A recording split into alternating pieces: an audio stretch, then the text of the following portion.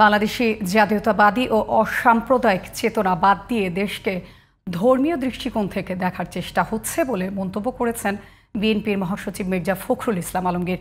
সকালে বিএনপি চেয়ারপারসনের গুলশান কার্যালয়ে খ্রিস্টান সম্প্রদায়ের প্রতিনিধিদের সাথে বৈঠক শেষে তিনি আশা করেন দেশের মানুষ সম্প্রীতি নষ্ট হতে দেবে না।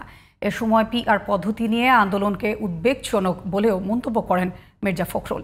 মনিরুজ্জামানের রিপোর্ট, জানাচ্ছেন ইসমাইল হোসেন চুয়াল। রাজধানীর গুলশানে বিএনপি চেয়ারপারসনের কার্যালয়ে খ্রিস্টান সম্প্রদায়ের সাথে সমাজ ও সম্প্রীতির মতবিনিময় সভা করেন বিএনপি মহাসচিব মির্জা ফখরুল ইসলাম আলমগীর। খ্রিস্টান সম্প্রদায়ের সমস্যা সমাধানের আশ্বাস দিয়ে আগামী নির্বাচনে তাদের সহযোগিতা চান বিএনপি মহাসচিব। সংখ্যালঘু বলেন আপনারা, আমরা সংখ্যালঘু বলতে চাই না। খ্রিস্টান ধর্মীয় যে গোষ্ঠী, সেই গোষ্ঠীগুলোর সমস্যাগুলো সমাধান করবার সবচেয়ে আগে আমরা ব্যবস্থা গ্রহণ করব।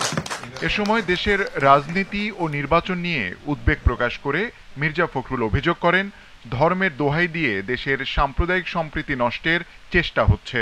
আমরা যে বাংলাদেশের সাম্প্রদায়িক জাতি হিসেবে গড়ে তুলতে চেয়েছিলাম, সেখানে বিভিন্ন রকমের আপনার প্রচেষ্টা চালানো হচ্ছে এটাকে একটা ধর্মীয় দৃষ্টিকোণ থেকে দেখার জন্য।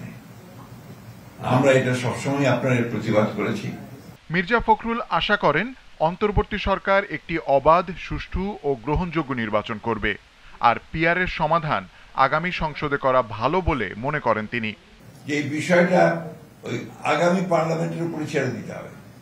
আগামী পার্লামেন্টের প্রতিনিধিরা যদি মনে করে যে তারা তারপর থেকে পিআরে যাবেন, জনগণ যদি মনে করে যে পিআরে যাবে, আর তা নাহলে এখন পিআর দিলে তো জনগণ বুঝবেই না যে এটা আপনার কিভাবে তারা এই বিষয়টাতে আসবে।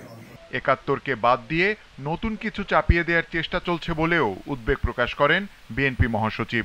আমরা প্রথম ১.৫ বছরের মধ্যেই প্রায় ১ কোটি মানুষের যুবকের আমরা কর্মসংস্থানের ব্যবস্থা করার জন্য ইতিমধ্যেই পরিকল্পনা তৈরি করেছি।